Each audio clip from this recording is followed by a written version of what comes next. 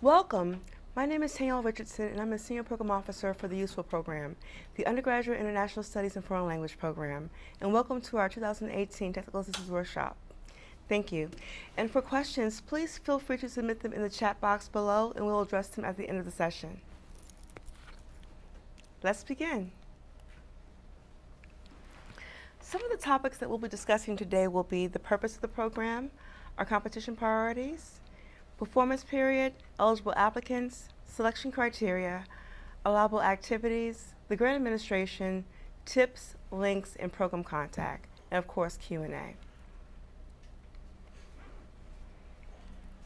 The purpose of the UISFL program is to provide funds to plan, develop, carry out programs to strengthen and improve undergraduate instruction in international studies and foreign language. It also is used to develop and expand language and area studies programs with curriculum and campuses with limited resources. So if you think about it, UISFL is a seed money program. It's designed to help build the infrastructure and impact on your campus, not for those programs who are already up and running with a full capacity of internationalization. And you must have both international studies and foreign language to be eligible for the program.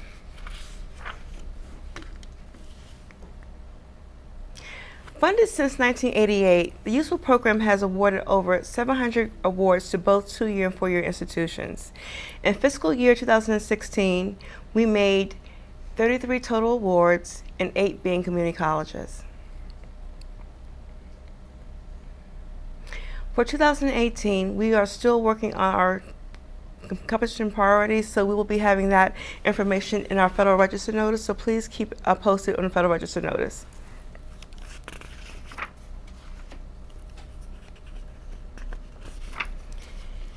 In our last competition in 2016, we had several priorities that focused on community colleges, foreign language requirements, priority languages, and curriculum. As I mentioned before, we funded 33 awards, and the average award was $85,000.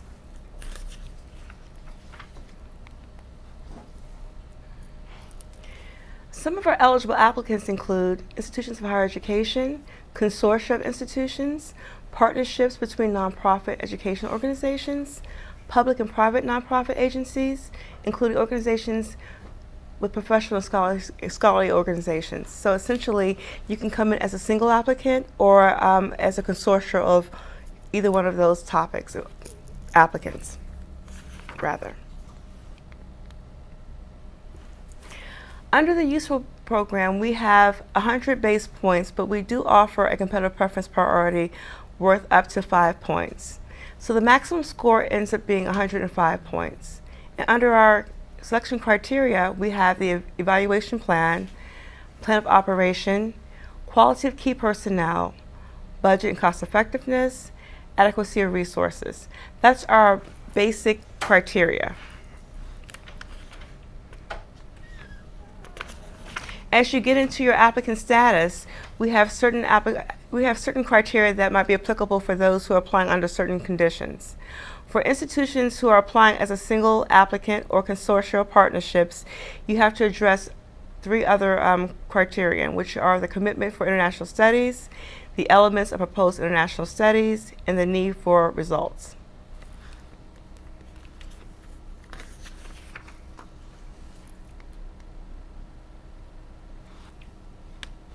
So under the selection criteria, we also have a separate category for those who are exclusively applying as a nonprofit, and that is for the need for the potential impact for their proposed project in improving international studies and foreign language at the undergraduate level, and that particular criteria is worth 40. So it really depends on, as I mentioned before, if you're applying as a single applicant or as a consortial applicant or as a nonprofit, then you'll be able to subscribe to which criterion. But as you look for the Federal Register notice in the application, you'll see the breakdown as to which group that you are eligible to apply under.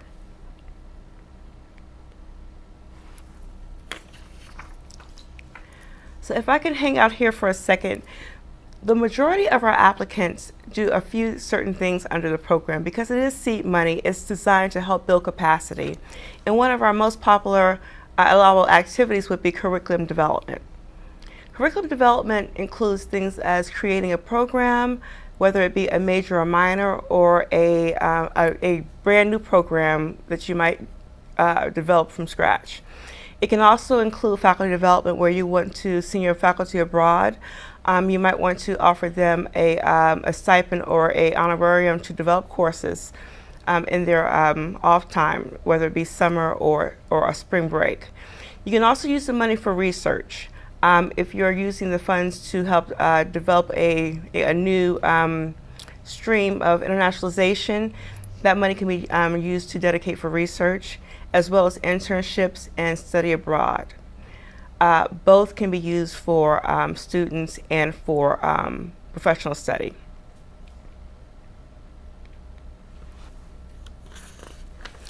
Also under allowable activities, other examples include, as I mentioned before, study abroad.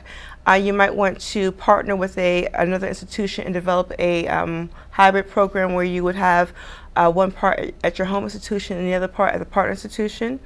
You can also use the money to help support outreach in the field. If you would work with maybe elementary or secondary schools, you can partner with them to develop a curriculum at their schools, possibly to use in their curriculum. You can also use it for teaching materials, and of course internships and study abroad. Under internships and study abroad, there is a cap for study abroad costs for students, meaning that you can't use more than 10% of the allowable federal budget to support student travel. But for professional development, that amount is not capped. So for students travel, there's a 10% cap. For professional development, there's no cap. Also under budgets, grantees are required to submit a 50% total project cost match, meaning that if your program costs $200,000, you must match with cash or in kind $100,000. So it's a one-to-one match. All applicants are required to do a one-to-one match, whether it be hard dollars or soft dollars, support from private sector or for nonprofits, but you must make up that match with 50% of the total project cost.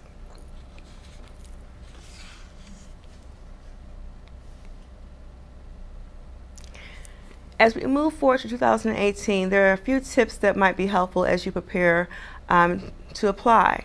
Of course, I would recommend that you follow us on Twitter, follow our social media pages to see exactly what's going on. We have a newsletter that we developed to inform our grantees and our applicants about all things of IFLE. So I highly encourage you to subscribe to our newsletter.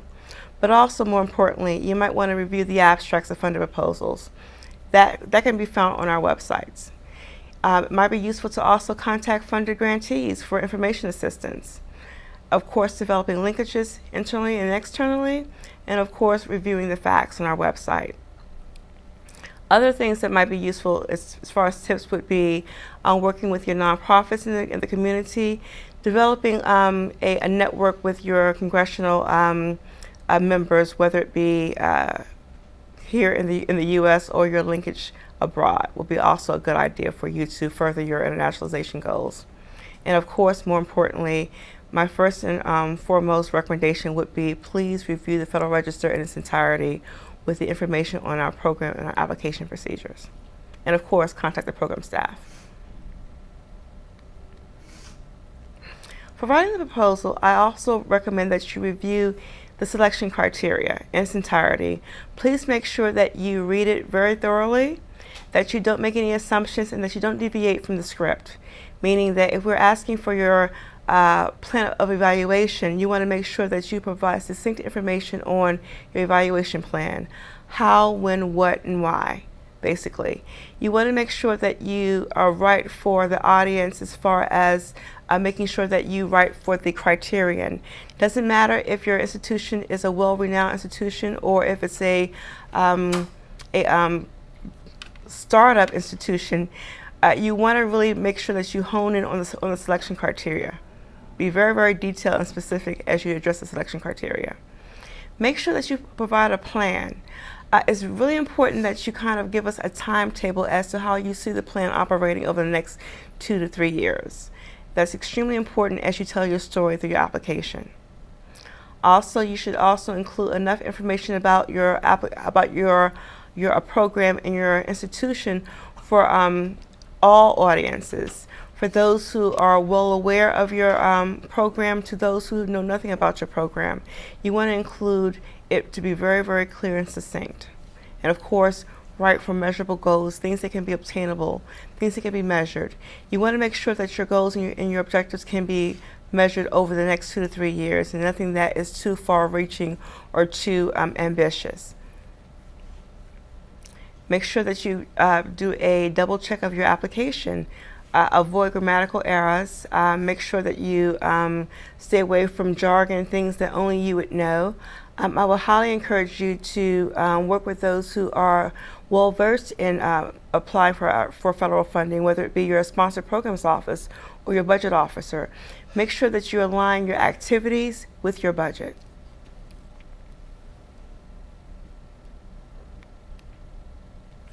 When you're submitting your application, please, please, please do not wait to the last minute. We only receive applications from grants.gov, so it's extremely imperative that you follow grants.gov to the letter. It's an online system, and we highly encourage you to register early and submit early to avoid online systems issues. Make sure that you also work with your sponsored programs office, because only one application can be submitted per institution. It's extremely important that you marry all ideas and you marry all activities in one application. And please work with your sponsored programs office to make sure there's no conflicts. And if you're not funded, please work with the program staff. We highly encourage you to call the Department of Education to find out exactly what went wrong, to look at your reviewers' comments, and please reach out to us if you have any questions or concerns about your application. We are here to help you. We award all applicants, whether they're funded or non-funded, through a formal written process. Scores and comments are always mailed to all applicants via mail, and we do recommend that if you are successful, that you're completely prepared to implement your program as you are awarded and notified. That means that your program should basically start by October 1st of the next fiscal year. For more information on our programs, please visit grants.gov, g5.gov, of course our website, and our funding website with grantmaking@ed.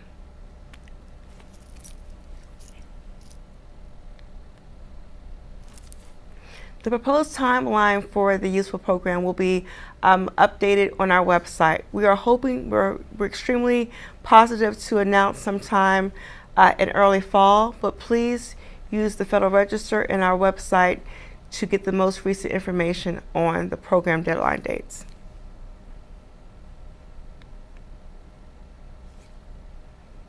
I've included links to the legislation, Part A of Title VI. We are funded under the CFR 655, 669, and 1123, and of course EGR. All those links will be included in your application via online and in hard copy.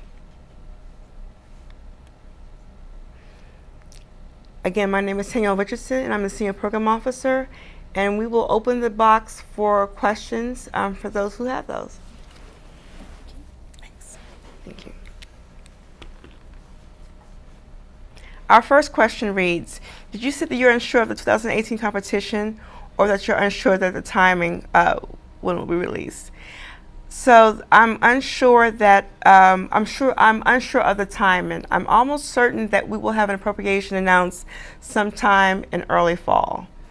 But of course, everything is based on our appropriation. So as far as the timing, we're hoping to announce in early October. Second question, can you please list the pros and cons of applying with a consortia? Which is a really good question. The pros would be, of course, you would have a network of support to implement your programs.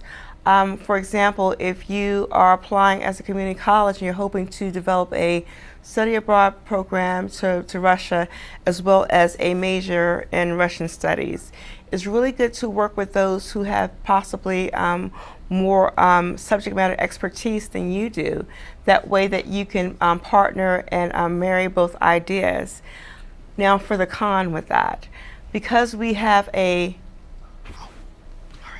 limited amount of money, we are funding roughly between $85,000 and $95,000 per application. You want to make sure that you budget yourself to accommodate that consortia.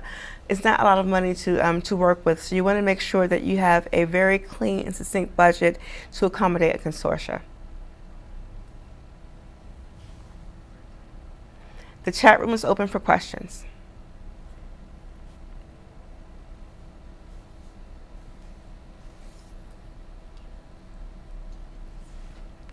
So one thing I wanted to also discuss would be the selection criteria regarding the 105 points. Again, those 5 points are competitive preference 5 points. So you can choose to address those, and you can choose to not to address those, depending upon your mission and your goal of your application. The 5 points will give you an added advantage. However, it will not make you it won't put you out of the competition if you choose not to address the competitive preference priorities. As I mentioned before, we funded priorities under the MSI initiatives, those focusing on international studies, and those who are focusing on consortia with two-year institutions. So not sure exactly what will happen for 2018, but I highly encourage you to look at the Federal Register notice as we are developing our priorities. Our next question. Early fall this year or early fall new budget year? Early fall new budget year. So we're talking about a performance period of 2018 to 2020. So any new funds will be for 18 and beyond. And that's when your program will start. I encourage you all to submit questions in our chat room.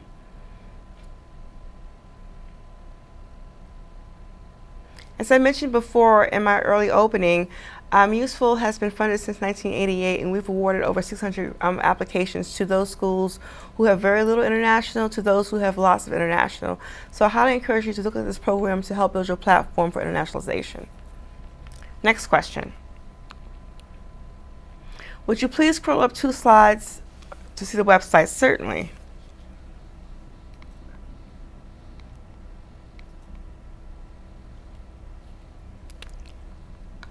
We recommend that you work with your sponsor programs office to get the complete registration, but grants.gov, g5.gov, ed.gov, and ed.gov, as far as funds, are the 4 most popular websites when it comes to our programming.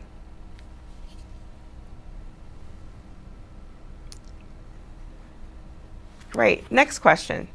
Is there a type of community college? I'm sorry. We're pulling up the questions now.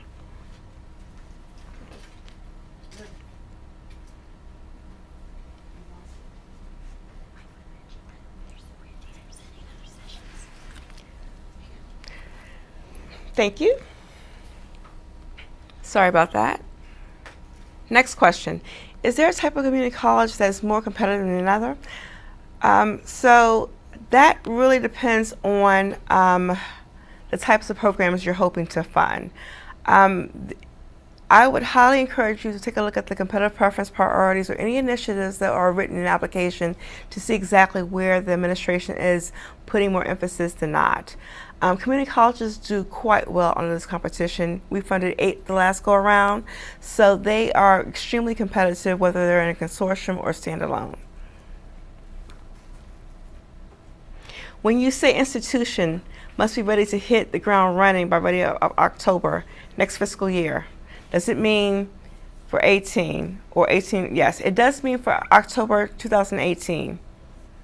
So let me explain that. So as far as fiscal year is concerned, our fiscal year starts 2017, but our calendar year is 17 to 18 and 18 to 19. So it is fiscal year 17, but we count it as 18 as far as the calendar year. So for example, if you were to propose starting your grant, just say October the 15th, you will have access to your funds beginning October 1. Your timeline should start around the 15th, if that's when you're proposing to actually start implementing your program. Okay, questions are coming in. I like this. Question: how many applications were submitted the last go around? We had 97 eligible applications, but we received 105 applications that were submitted. So 97 were eligible to be reviewed. Question: any limits on percentages funding for establishing LCTLs in our university, less commonly taught languages? There is no limit on establishing less commonly taught language programs. You can use 90% of your budget to develop a less commonly taught language program, and that's fine. But as long as you have a balance of academic curriculum and a foreign language component, you're fine. So there's no limit or percentage that you have to focus one or the other. It's up to you as an institution. Question: we have already developed an interdisciplinary panel curriculum. Will useful be helpful? That depends on what direction you're going in. Now remember, useful is only for undergraduate curriculum. So for example, if you're looking to expand your undergraduate offerings, then I highly encourage you to take a look at useful as a way to expand those offerings. Similar to NRCs, we focus on area studies, interdisciplinary, we focus on foreign languages. But unlike NRCs, the funding is exclusively at the undergraduate level. So you must make sure that if you are expanding your program, that it meets the true definition of an undergraduate program. What if we want to have faculty in other departments? Could we leverage those funds? Yes, you can. Some of our most successful proposals come from partnerships in other schools in the institution. For example, we funded an extremely successful program in Africa that worked with the engineering department as well as the area studies department. And so you can work with other partners in your institution departments. You can leverage those funds. Now remember, you can't match federal with federal. So if you are looking to leverage funds, make sure that you're not referring to another federal program you're funded under. So federal funds are kept separate. You want to make sure that you don't intermix the funds. Let's see, next question. I'm new to grants. Can you explain soft dollars? Of course I can. Soft dollars are anything that's not considered the actual hard cash. It would be release time. It would be library resources. It would be your time. It would be the time that your school puts a dollar amount on a class that you might ask for a release time on. It would be donations. It would be third-party matching. Those activities fall under soft dollars, and hard dollars, of course, would be hard cash that your institution is willing to put up. Next question. Can applications be partnered with non-U.S. entities? So let me answer that in two ways. Yes and no. And please keep in mind that the main benefit should be for the home U.S. institution. You can partner with a foreign institution. For example, you can develop a study abroad program with them. You can develop a speaker series or a linkage.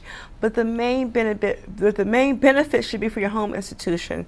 So I would highly recommend that you define what that partnership would be abroad. If you do need to provide resources, it should come from your matching dollars and not the federal support.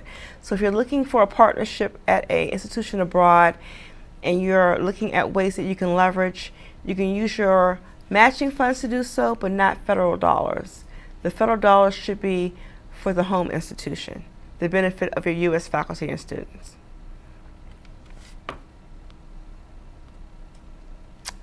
Let's see.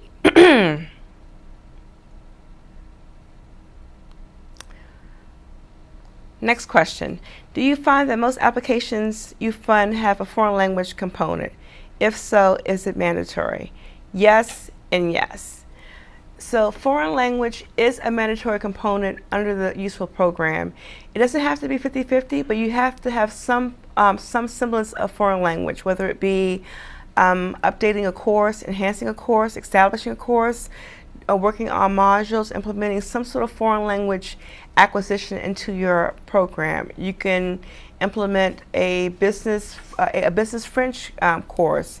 You can infuse foreign language in already existing international studies courses, but it has to be some form of foreign language implemented in the application to be competitive and to be eligible for funding.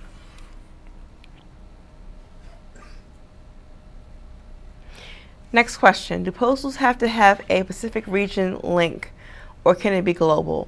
It can be global, it can be regionally focused, depending upon what your needs are at your home institution. For example, we have programs that are looking for funding in Latin America, so everything they're doing is in Latin America, versus those who are looking for a more global approach. So it depends upon the needs of your home institution.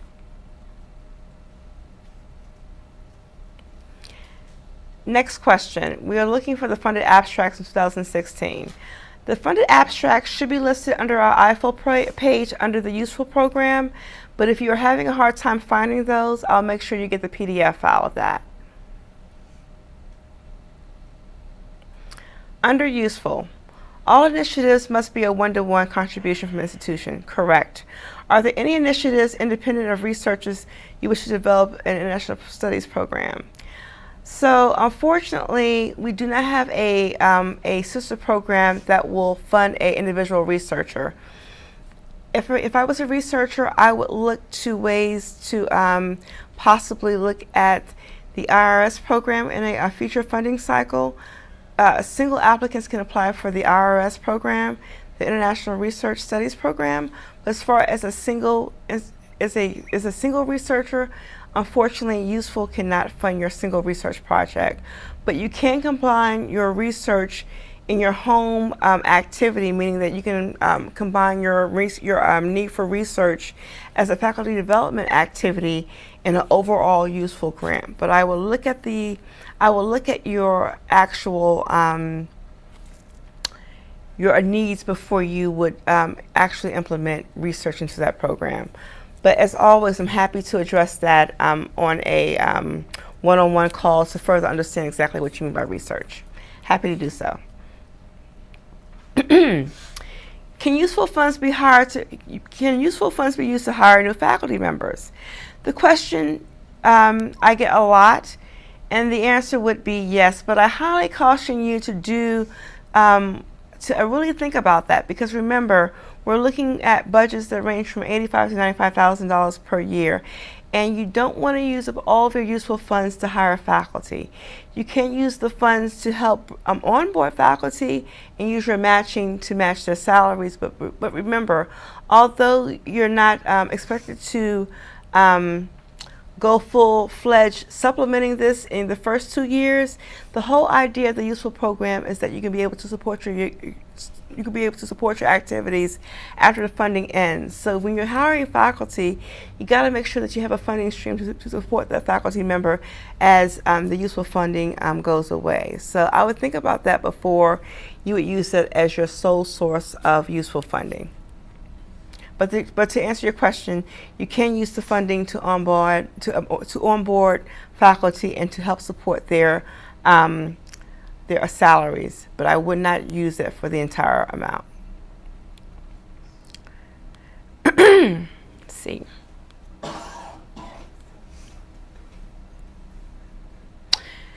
Next question. Does a foreign language component have to be at a certain level? No, it does not. It can be at the very basic level to the very advanced level. Wherever your undergraduate needs are is where you would have your foreign language requirement or addition. see. Are there a listing of languages other than English that might be applicable? We will have the complete listing of lictals and non-lictals in the application package, but lictals are considered to be things that are less commonly taught languages like Farsi and Mandarin and Russian and Portuguese and Tagalog. Those are our lictals. But we do also fund programs in French, German, Italian, and other languages that aren't considered to be lictals.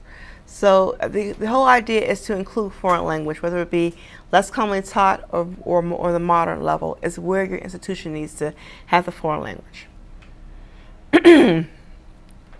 Next question. Unlike an NRC, LA, Africa, and Europe develop proposal. Yes. The question is, can you include languages from Latin America, Africa, and Europe in your proposal? Yes, but please keep in mind that the average proposal is for a 24-month program cycle. So if you include too many activities that are too ambitious, then it might appear as though it's just too busy to be funded under 2 years. So I will highly caution you to kind of look at what makes sense to do so. Whether it be looking at Latin American languages this go around, and if you're funded in a subsequent year, looking at African languages. But you don't want to be too ambitious in your language acquisition.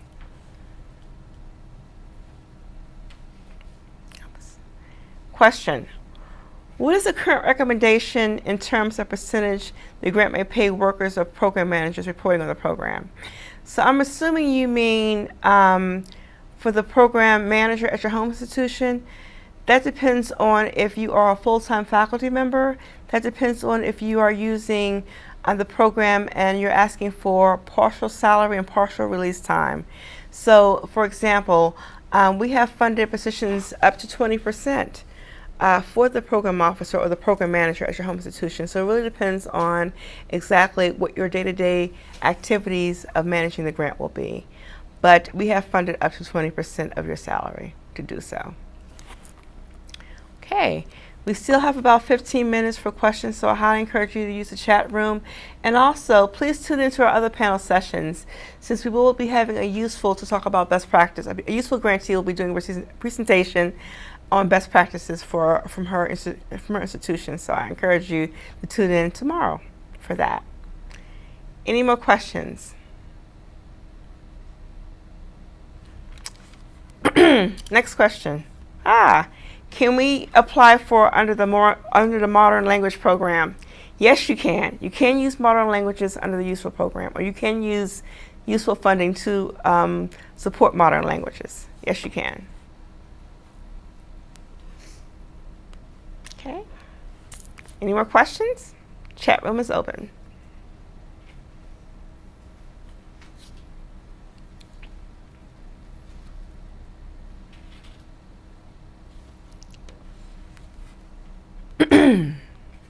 For those of you who are having a hard time finding the funded abstracts or any information pertaining to UISFL, please email me at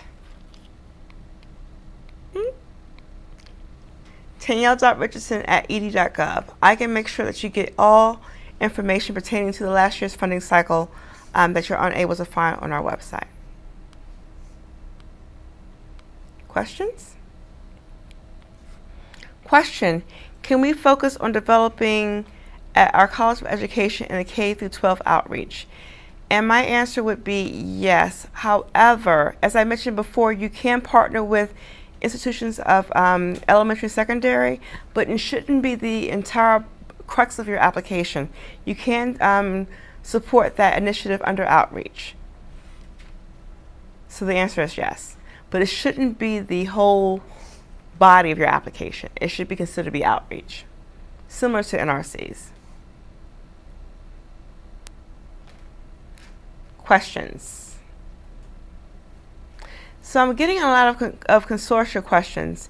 So if I can give you an example, out of the 105 applications we received in 2016, maybe 35 were consortial applications. So our general applicant are from single institutions. So a consortial application does not make you more competitive or less competitive. What about pre-modern versions of modern languages? I would have to get more information from you about exactly what you mean about pre-modern versions of modern languages.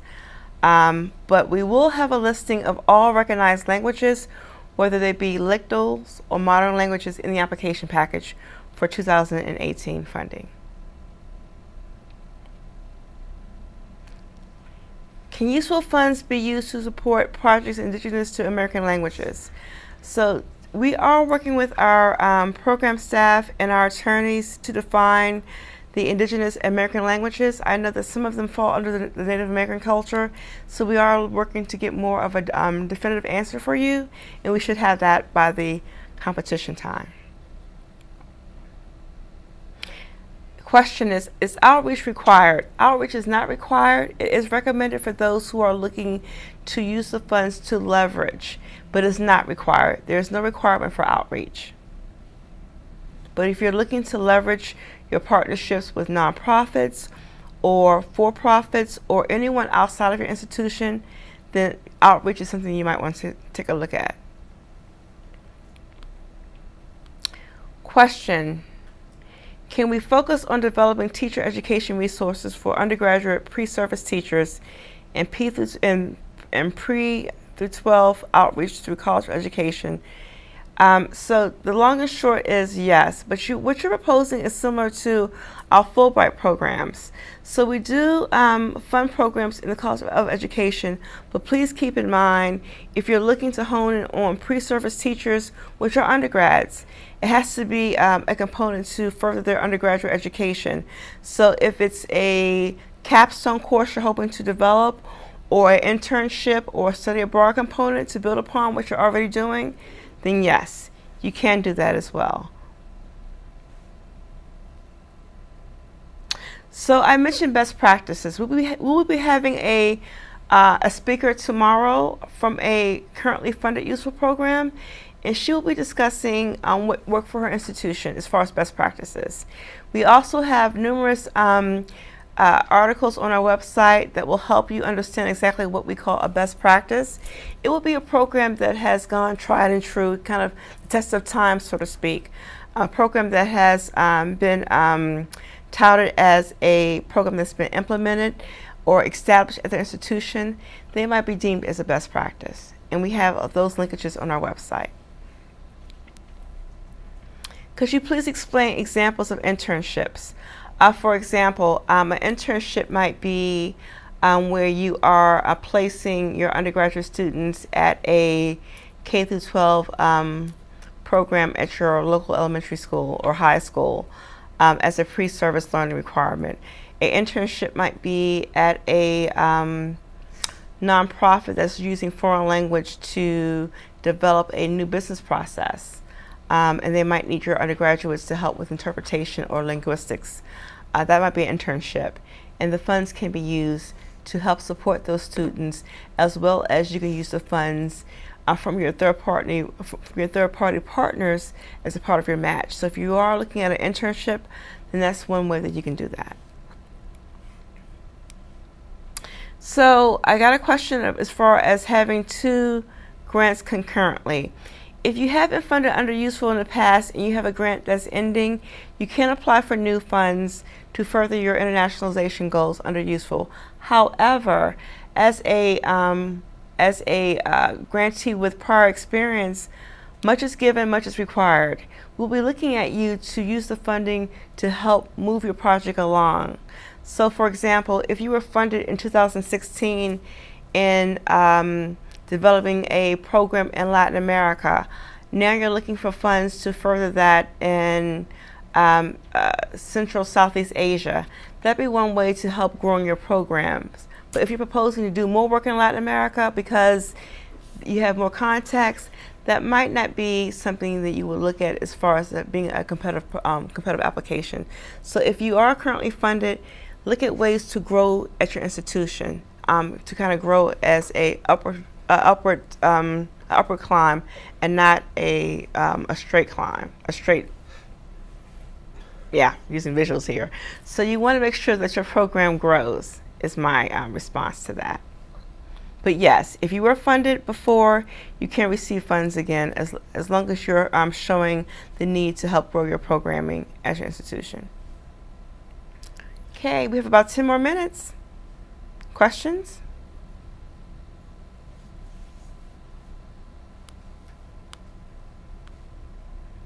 Remember, all information will be posted on our website, but more importantly, the Federal Register notice is how we alert the public to our application being available, our closing date, the time that applicants have to respond. It's all going to be located in the Federal Register.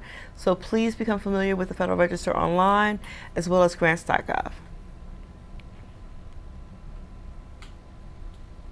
Any more questions?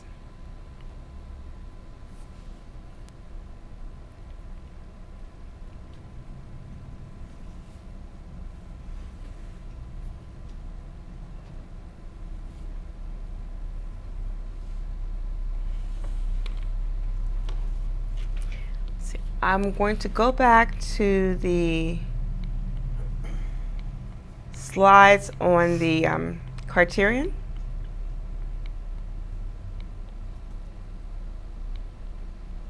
As I mentioned before, it will be 105 base points. There are 5 standard criteria that all applicants will answer, and depending upon if you're applying as a consortium or as a nonprofit, then you will answer additional questions. But there are 5 basic, and those would be evaluation plan, operation, key personnel, cost of budget, and adequacy of resources. Those are your 5 basic criteria. 8 minutes left. When will the competitive preferences, when will the competitive priorities be out? We are hoping that we will have more information as the coming months. Well, I know that October is next month, so I guess I should really kind of put that a little further out there. But we are working with our politicals and our leaders here at the Department of Education to hone in on those priorities, and we're hoping to have those nailed down very shortly.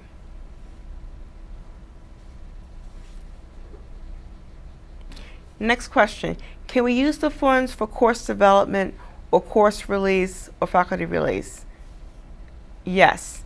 The answer is yes to all of those.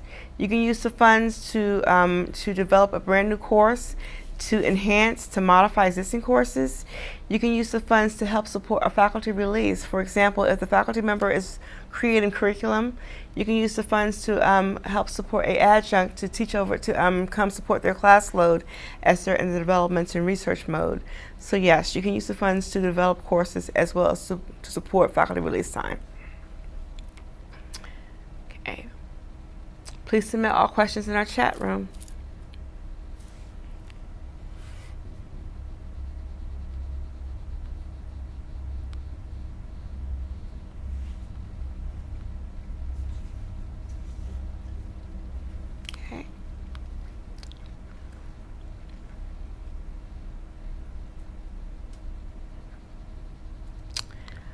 The question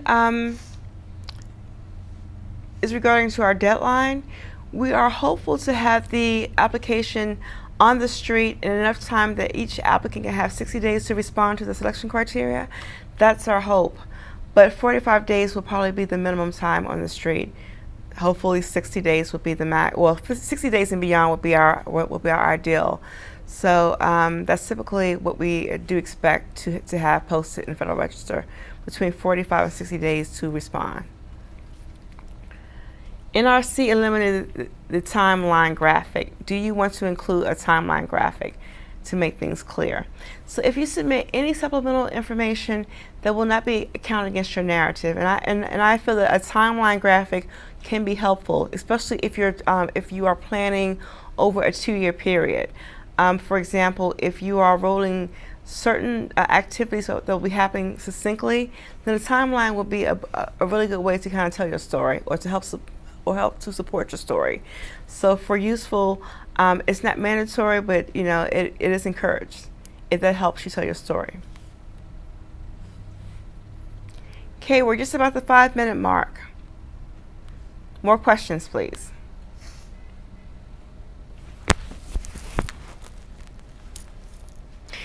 Good question. Can we use the funds to hire an external evaluator to work with the faculty to develop our student learning outcomes and assessments for global studies?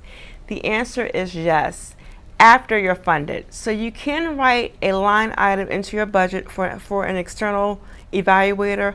However, you cannot recoup the cost of an external evaluator as you're writing the grant, meaning that if you hired a subject matter expertise in a particular area while you're writing the grant, you can't bill their time once you're funded. But when you're funded, you can use outside subject matter expertise in evaluation to help you with that activity.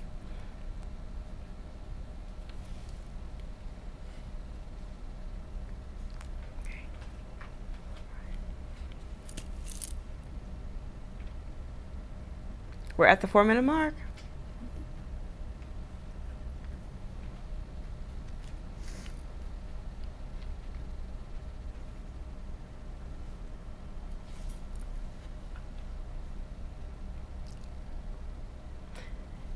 As I mentioned before, the UISFL program is seen as a seed money venue. So if you're looking to grow your programs on any level as far as your undergraduate internationalization goals, your foreign language programs, your collaborative efforts and outreach, your student development, your professional development, then UISFL will be a really good venue for you, or vehicle, I should say.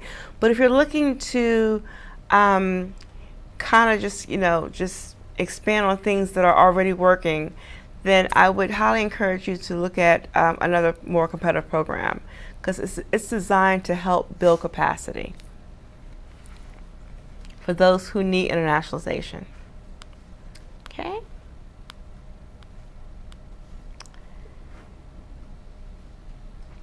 Next question. Do you require a peer review? If not, an allowable cost toward the end of the grant period, meaning a outside evaluator. So we do require all of our grantees to have some sort of evaluation, whether it be a mid-year review or a final review. We do require some sort of evaluation method, whether it be an outside external evaluator or some sort of metric and performance measures that you can help assess your goals as you move through the process. So, and that can be addressed in your evaluation plan. But yes, the funds will pay for an outside subject matter expertise in evaluation to help support that initiative once you're funded. Question. You listed an institutional foreign language requirement as a competitive preference priority. Can you explain? So in our last competition, there were particular world areas, I believe it was Africa, Western Hemisphere, Southeast Asia, that had a particular interest and focus. And those languages that came along with those particular world areas were considered to be competitive preference priorities. This year, it might be something completely different. So when I mean competitive preference priorities, it means that those preference priorities that are deemed by the administration to be a topic of interest to help further our program goals.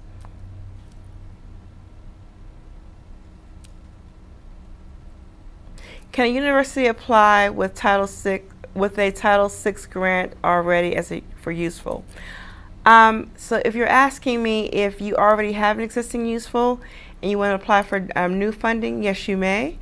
If you're asking me if you are a well-established university with a huge international portfolio, can you apply for UISFL? The technical question or response will be yes, you may.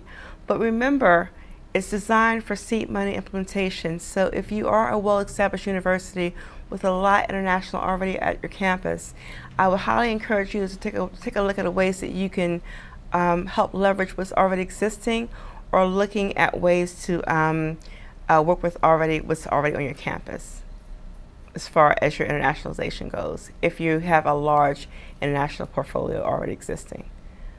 But you can apply. So that's the end of our webinar. Thank you and have a very nice day.